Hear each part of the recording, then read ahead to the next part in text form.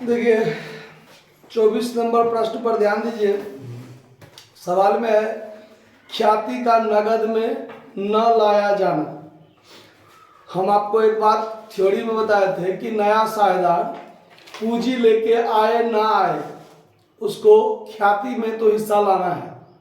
अगर वो ख्याति में हिस्सा नगद नहीं लाता है तो फिर वो जो पूंजी लाया होगा उस पूंजी में से ही उसके हिस्से की ख्याति क्या कर ली जाएगा, काट ली जाएगी।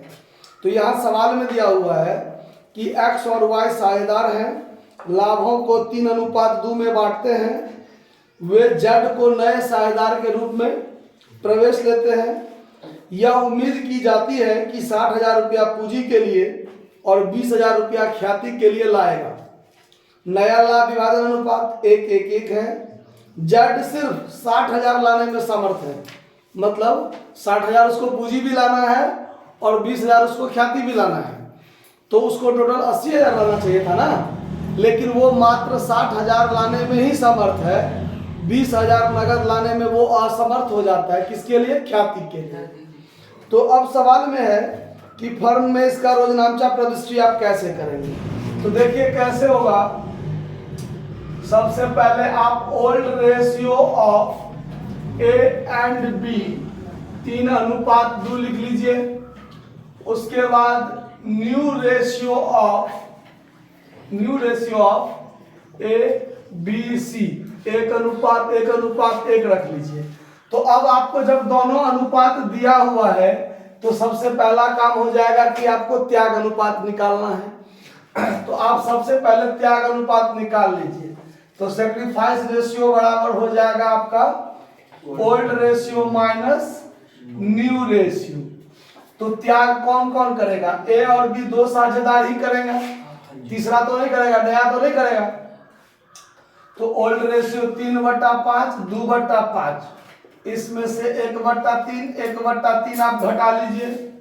एलसीएम 15 3 तिया 9 में से 5 जाएगा 4/15। फिर यहाँ 15 6 में से 5 जाएगा 1/15, यानी सेक्रीफाइस रेशियो आपका 4:1 निकल गया। ठीक। अब यहाँ यह देखिए उसके हिस्सा का जो गुडविल है वो कितना है? 20,000। 20,000 तो उसको लाना था लेकिन नहीं लाया। अगर लाता तो भी, ना लाया तो भी, इसको बांटेगा कौन? पुराना साझेदार। किस अनुपात में? त्याग अनुपात। तो त्याग अनुपात में बांटेगा। तो यहाँ सबसे पहले वर्किंग नोट में हो जाएगा कि RS 20,000 unable to brought by C as premium, यानी 20,000 C के द्वारा लाने में प्रीमियम के रूप में क्या है? असमर्थ है। अनेबल मतलब असमर्थ है। ठीक है। लेकिन बांटेगा तो ए बी। तो एज शेयर कितना? तो 20,000 गुने 4/5 और बीज शेयर बराबर 20,000 गुने 1/5। तो ये हो जाएगा 16,000 और ये हो जाएगा 4,000। अब हम लोग बनाएंगे journal entry in the books of the firm के पुस्तक में बनाना है। क्या बनाएंगे?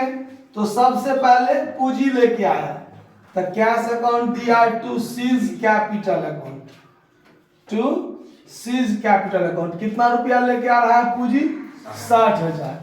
उसको 20,000 प्रीमियम भी लाना था लेकिन नहीं लाया। तो ये जो पूंजी लाया ना, इस पूंजी में से उसका प्रीमियम का हिस्सा क्या कर लिया जाएगा?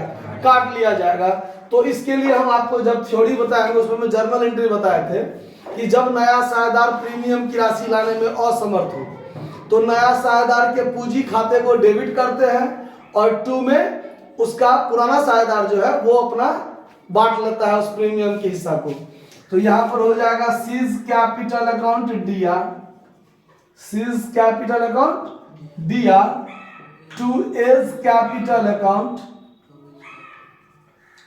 और टू बीज कैपिटल अकाउंट, यानी 20,000 रुपया से उसका पूंजी घट जाएगा और पुराना साझेदार का पूंजी त्याग अनुपात में बढ़ जाएगा, मतलब 16,000 और 4,000। तो बात समझ में आया। अब इस सवाल में अगर कहा रहता कि पुस्तकों में भी ख्याति है पहले से, तो वो अगर पुस्तकों में रहता है तो पुराने साझेदार पुराने अनुवाद में क्या कर लेते हैं, बांट लेते हैं। लेकिन ऐसा बात का चर्चा इस सवाल में कुछ ऐसा नहीं कहा गया है, तो सवाल आपका बन करिए तैयार हो गया, इसको आप लोग नोट कर लीजिए। धन्यवाद।